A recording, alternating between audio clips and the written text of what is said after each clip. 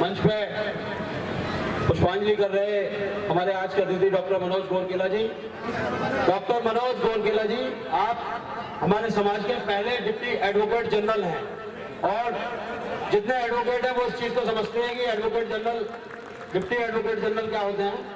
Doctor Manoj गोरकेला जी को मैं अध्यक्ष जी से निवेदन करूंगा पंचशील का पटका पहनाकर सम्मानित किया जाए।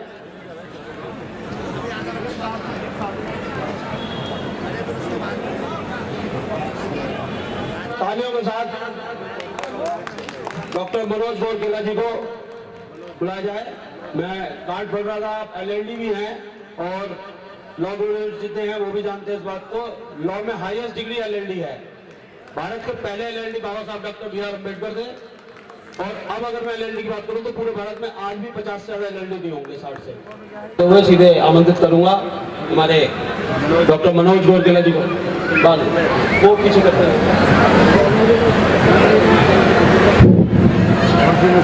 बहुत बहुत धन्यवाद। कितना अच्छा लगता है दो शब्द।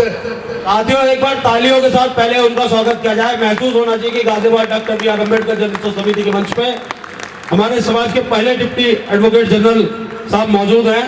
तो जोरदार तालियों के साथ पहले उनका हार्दिक अभिनंदन किया जाए। साथियों, कितना अच्छा लगता है दो शब्द।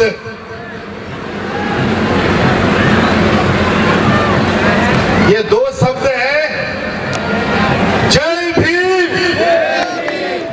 गाजियाबाद वालों ने पहली बार मुझे गाजियाबाद आने का मौका मिला लाइफ में, लेकिन मुझे लगता है खाना वाना नहीं खाया मैंने, तो डिनर भी नहीं किया, लंच भी नहीं किया। सुबह से दौड़ते भागते में रह रहा हूं क्योंकि 3 राज्यों की जिम्मेदारी कंधों पर है। 3 राज्यों का गवर्नमेंट लॉयर हो सुप्रीम कोर्ट में। तो जय भीम, जय भीम, जय भीम। अब लगा कि इस देश के शेर कूद रहे हैं। बहुत बहुत धन्यवाद। खास तौर से हमारे मीडिया प्रभारी गौतम जी, कम से कम 100 फोन किए होंगे एक महीने में कि साहब गाजियाबाद आपको आना है, गाजियाबाद की जनता आपको सुनना चाहती है। आपका धन्यवाद। और साथियों, सबसे पहले मैं उस महामानव को नमन करूंगा। इस दुनिया में अगर किसी के नाम से कंट्री है तो इस दुनिया में 56 देशों में बुद्धिस्ट कंट्री है। तो सबसे पहले तथागत बुद्ध को नमन करता हूं। सुप्रीम कोर्ट का डिप्टी एडवोकेट जनरल हूं, बिना एविडेंस के बात नहीं करूंगा, एविडेंस के साथ बात करूंगा। और उसके बाद नमन करता हूं मैं उस महामानव को जिसे कोलंबिया विश्वविद्यालय सिंबल ऑफ नॉलेज कहती है, जिसे अमेरिका कहती है कि अगर मेरे देश में पैदा होता तो हम इसको सूर्य कहते। वो महामानव इस दुनिया में सबसे लंबे पीरियड तक जिसकी जन्मोत्सव जन्म महोत्सव मनाया जाता है, वो महामानव जिसने इस देश के ST/SC की बात नहीं करते हैं हम, इस देश के 140 करोड़ लोगों के लिए संविधान लिखा। ऐसे महामानव जो भारत के पहले कानून मंत्री बने और जो दुनिया के सबसे बड़े इकोनॉमिस्ट थे, ऐसे महामानव जिनकी जयंती पहली बार, जिसमें मैं भी आई विटनेस था, यूनाइटेड नेशन में मनाई गई। तालियां कम है, ये लोग बोल रहे हैं। वो पहले व्यक्ति थे दुनिया के जिनकी जयंती यूनाइटेड नेशंस में मनाई गई। मुझे भी उस जयंती का पार्ट बनने का मौका मिला। साथियों, ऐसे महामानव वो हमारे बाबा साहब अम्बेडकर थे। और साथियों, उसके बाद जितने भी लोग हुए हैं, खासतौर से आप लोग भी, इस गाजियाबाद में तो लाखों लोग हैं, लेकिन सब लोग घर बार परिवार छोड़ के जयंती मनाने यहाँ आए हैं, आप लोग भी उनमें से एक हैं। बाबा साहब के कट्टर मिशनरी व्यक्ति आप भी हैं। आप सबको सत सत नमन। और साथियों, मेरी लाइफ जर्नी में आपको मेरे बारे में बताना चाहता हूं। आप लोगों ने नैनीताल देखा होगा। नैनीताल से 12 घंटे की जर्नी जब पहाड़ों में करते हैं आप, तो एक लास्ट बॉर्डर एरिया आता है, और वो बॉर्डर एरिया मुंशियारी, आप नेट पे सर्च करिएगा। वहां पर मेरा जन्म हुआ धारचूला में, जहां पर 6 महीने बर्फ पड़ती है, बच्चा स्कूल नहीं जाता है।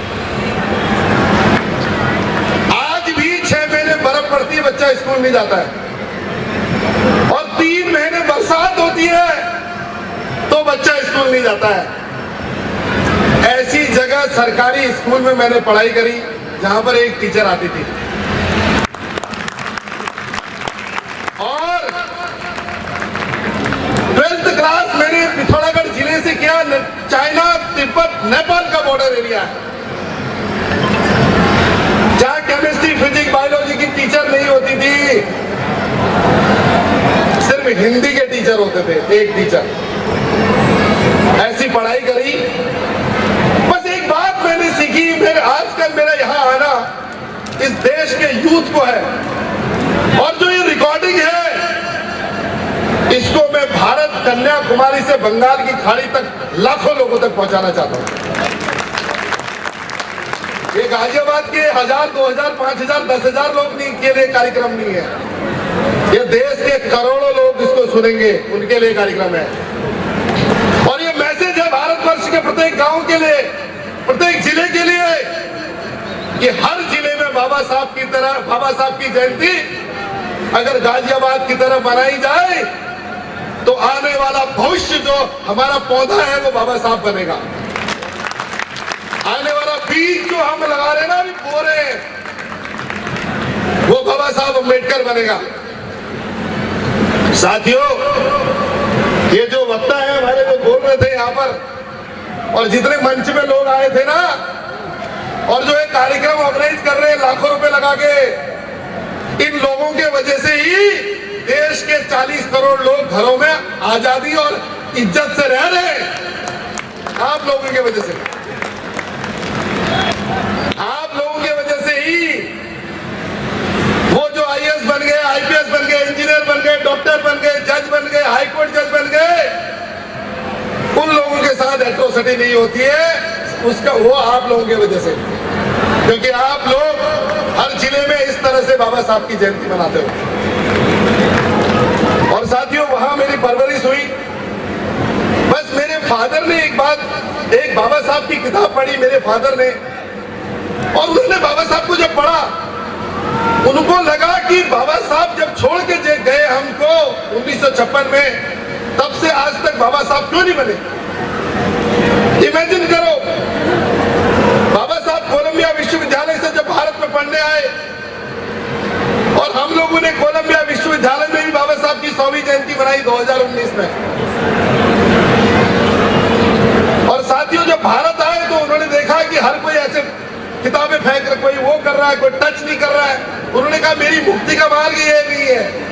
वो एक वकील के पास गए, बहुत सारे मेरे साथी वकील हैं यहाँ पर।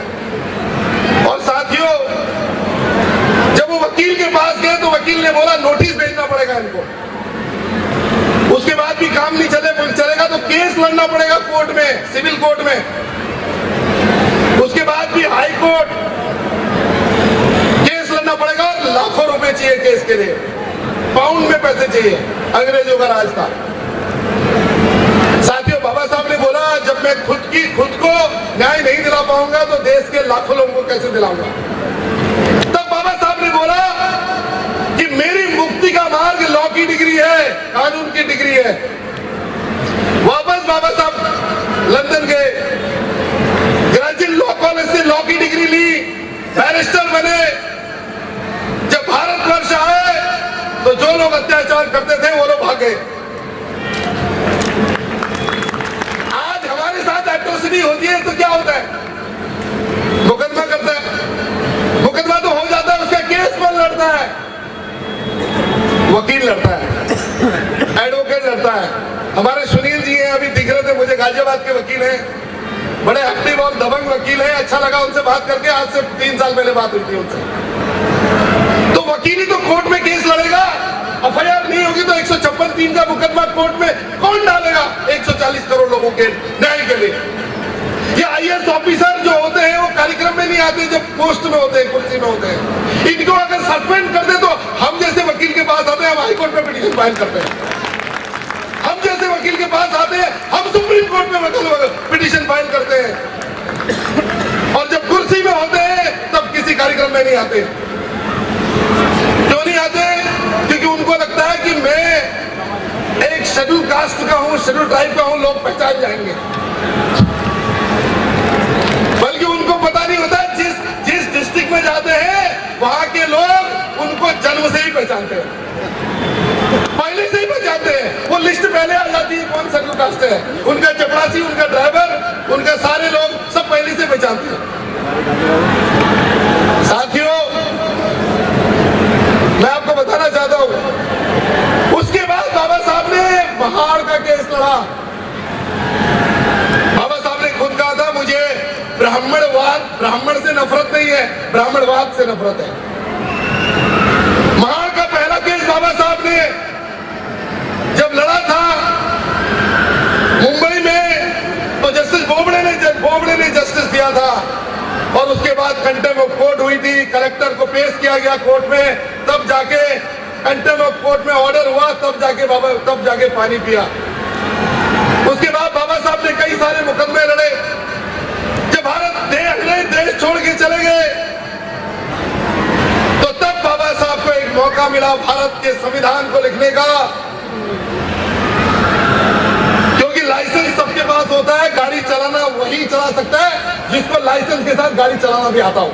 और उस समय 1900 जब देश आजाद हुआ, उस समय सिर्फ बाबा साहब पहले व्यक्ति थे जिनके पास लाइसेंस भी था और गाड़ी चलाना भी आता था उनको। लाइसेंस है, गाड़ी चलाना नहीं आता, गाड़ी कैसे चलाओगे? और साथियों, जब भारत का संविधान लिखा, वो संविधान पेश किया बाबा साहब ने पार्लियामेंट में, कई लोगों ने संविधान फाड़ के फेंक दिया।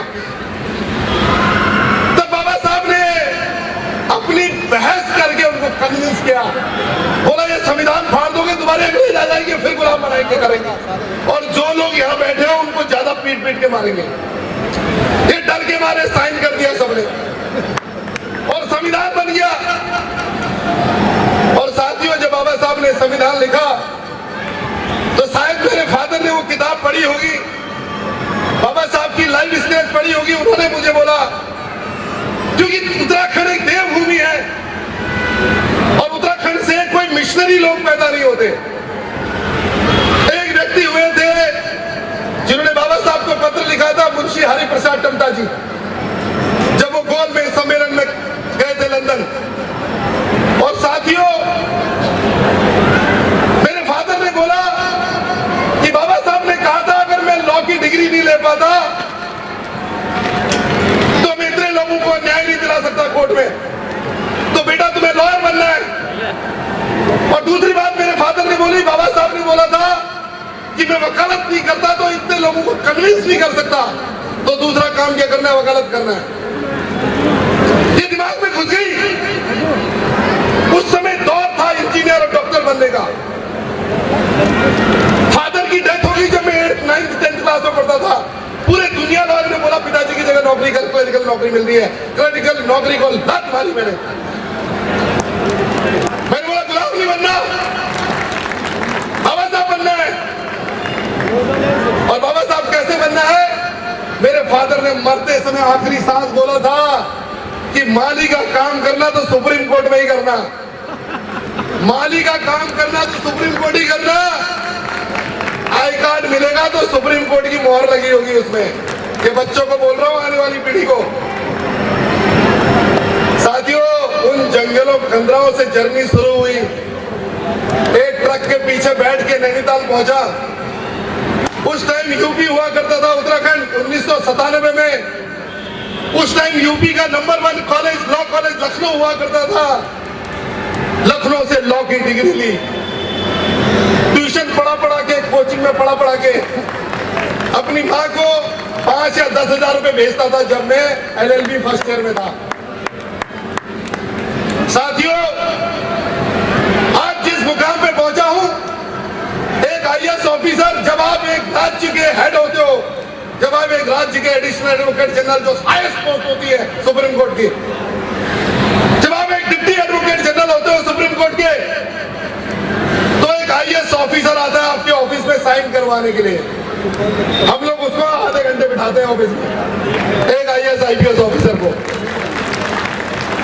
मेरा ऑफिस है GK1 में, ग्रेटर क्लास 1 में। भारत का पहला ऐसा व्यक्ति हूं इस कौम का जिसका GK1 में ऑफिस है। भारत का पहला व्यक्ति हूं इस कौम का जो आज ब्लैक कलर की S क्लास मर्सिडीज में जाता हूं सुप्रीम कोर्ट में। भारत का पहला व्यक्ति हूं इस कौम का 1950 से लेकर आज तक जो पहला deputy advocate general supreme court में बना। आज तक कोई नहीं बना। और साथियों, आज जहां तक पहुंचा हूं ना, ये सांस भी ले रहा हूं ना, ये मैं खुद बोलता हूं, ये बाबा साहब के चरणों के, बाबा साहब के वजह से है, उनकी वजह से। तो साथियों, आज भारतवर्ष का पहला व्यक्ति हूं जो इस देश के CBI जजों को पढ़ाता हूं। भारतवर्ष का पहला व्यक्ति हूं इस देश में 5 लोगों के पास LLD की डिग्री है। LLD जो PhD के बाद होती है LLD। भारत का पहला व्यक्ति हूं आज जिस देश में LLD की डिग्री प्राप्त करी है। सोचो, इंजीनियर होता तो, डॉक्टर होता तो, IAS। मैं ये नहीं कहता है गलत है, आप अपने बच्चे को इंजीनियर बनाओ, बच्चे को IAS बनाओ, IPS बनाओ, डॉक्टर बनाओ, साइंटिस्ट बनाओ, बट मिशनरी बनाओ। पहले मिशन है, बाद में नौकरी है। हमारे पास आज की डेट में, टाइम हो गया एक्चुअली, आप लोगों को लग रहा है तो मैं 2 मिनट में खत्म करता हूं। नहीं सर, बहुत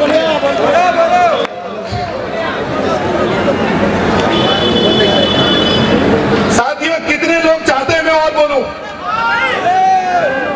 जय भीम। हाँ, वास्तव इसका मतलब मैं आज ना इतना खुश हूंगा, इस गाजियाबाद की धरती में हर बार आना चाहता था। हर बार आना चाहता था। भेजा या पर्ची? वीडियो में देखता था गाजियाबाद की धरती को, और भेजा पर्ची है। लेकिन 14 अप्रैल को कभी पेरिस में, कभी लंदन में, कभी जर्मनी में, कभी यूनाइटेड नेशंस में, पूरी दुनिया में जाता रहता। पहले से 6 महीने पहले बुक हो जाता था। इस बार गौतम जी की वजह से 2 महीने से मैंने सोचा अब की बार तो गाजियाबाद की धरती में जाके रहूंगा। बहुत अच्छे, बहुत बढ़िया। और ये गाजियाबाद ऐसी धरती है जहां पर एक कोचिंग इंस्टीट्यूट भी चलता है, जहां से IAS तैयार होते हैं, मिशनरी IAS तैयार होते हैं। इमेजिन करो, बाबा साहब IAS होते तो, बाबा साहब इंजीनियर होते तो भारत का संविधान लिखते, बाबा साहब डॉक्टर होते तो भारत का संविधान लिखते। अगर बाबा साहब संविधान नहीं लिखते तो क्या पूरी दुनिया बाबा साहब को सिंबल ऑफ नॉलेज कहती या मेरा भगवान बोलती? नहीं बोलती। बाबा साहब ने इस देश के प्रत्येक व्यक्ति की तकदीर लिखी है। उन्होंने बोला मैं रिजाइन कर दूंगा अगर मेरे लोगों को रिजर्वेशन नहीं मिलेगा तो। बाबा साहब ने पहला संविधान कॉन्स्टिट्यूशन अमेंडमेंट किया, पहला कॉन्स्टिट्यूशन अमेंडमेंट आर्टिकल 15(4) में किया था। उसके बाद बाबा साहब छोड़ के चले गए। अगर बाबा साहब 5 साल और जीवित रहते तो इस देश के 40 करोड़ लोग चीवर पहन के बुद्धिस्ट बन चुके हो। 5 साल उनका टारगेट था। पहला नागपुर, बॉम्बे, पंजाब, आगरा, ये टारगेट थे बाबा साहब के।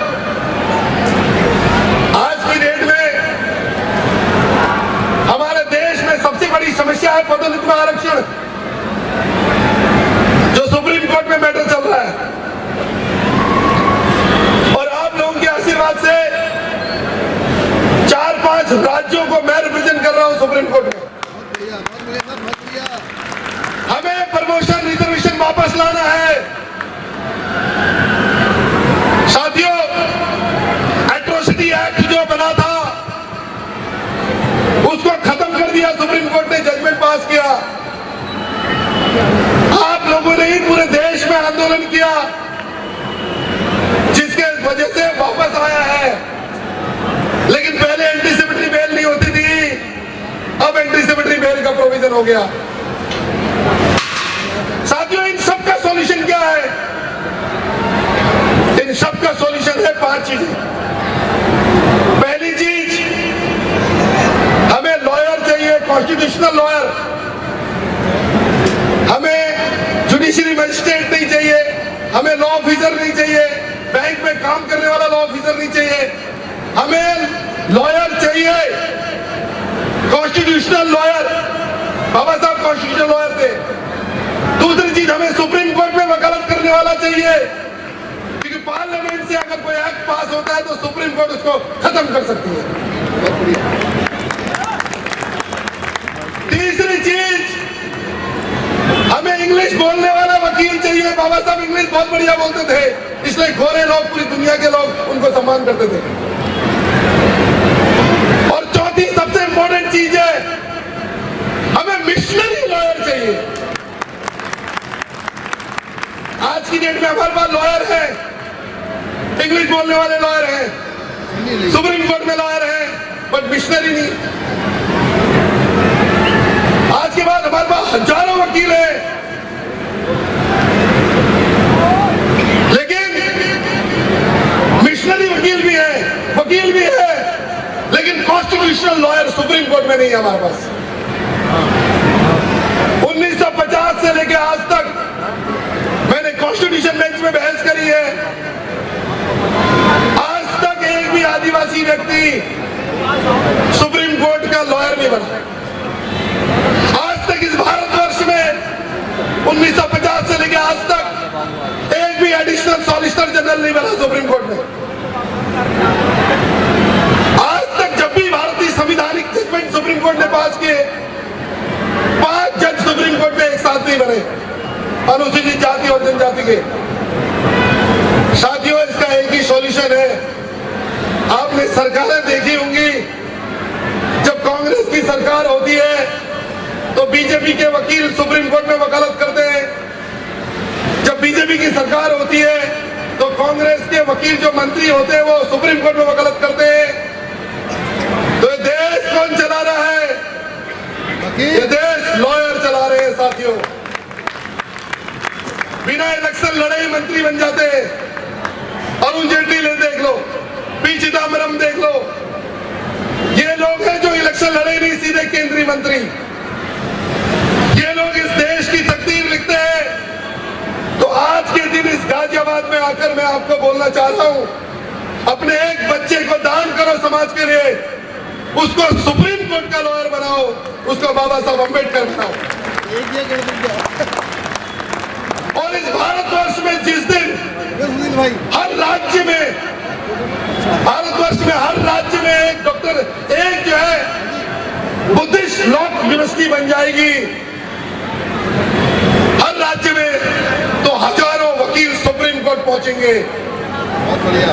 वही वकील वहां से पार्लियामेंट पहुंचेंगे, तो पार्लियामेंट में रिप्रेजेंटेशन होगा, सुप्रीम कोर्ट में भी रिप्रेजेंटेशन होगा।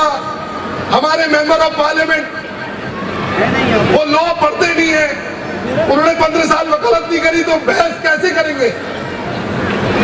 मैं आपको कल पार्लियामेंट भेज देता हूं, आप में से एक को। लॉ का इंटरप्रिटेशन होता है पार्लियामेंट में, लॉ बनता है, तो जब लॉ का ज्ञान नहीं होगा तो क्या बहस करोगे आप? अब हमें यहां मिलाओगे। तो साथियों, आज के दिन कसम खाओ, अपने एक बच्चे को समाज के लिए दान करोगे, मिशनरी बनाओगे, सुप्रीम कोर्ट का लॉयर बनाओगे। और एक बात और कहना चाहता हूं, ये नाटक जितने लोगों ने देखा ना, क्या मैसेज मिला? मैं बताता हूं क्या मैसेज मिला। कोई बताएगा क्या मैसेज मिला? बहुत सारे लोगों को एक मैसेज मिला है कि अपने बच्चों की शादियां बुद्धिस्ट मैरिज करो। अगर आप अपने बच्चों की शादियां बुद्धिस्ट मैरिज से करोगे, डेट और दिनांक खुद डिसाइड करोगे, तो आपको किसी की आवश्यकता नहीं पड़ेगी, किसी मंदिर में जाने की, मंदिर मस्जिद में जाने की जरूरत नहीं पड़ेगी। अपनी तकदीर खुद लिखो, ये बाबा साहब ने कहा था। साथियों, आप लोगों ने मुझे इतनी देर सुना, इस गाजियाबाद से किसी व्यक्ति का अगर कोई मुकदमा सुप्रीम कोर्ट आता है, कोई गरीब है, तो मैं इस मंच से यह कह रहा हूं, अगर वास्तव में गरीब है तो उसका केस फ्री ऑफ कॉस्ट लड़ूंगा। बहुत बढ़िया है, बहुत बढ़िया। आपने मुझे इतनी देर सुना, आपका बहुत बहुत धन्यवाद।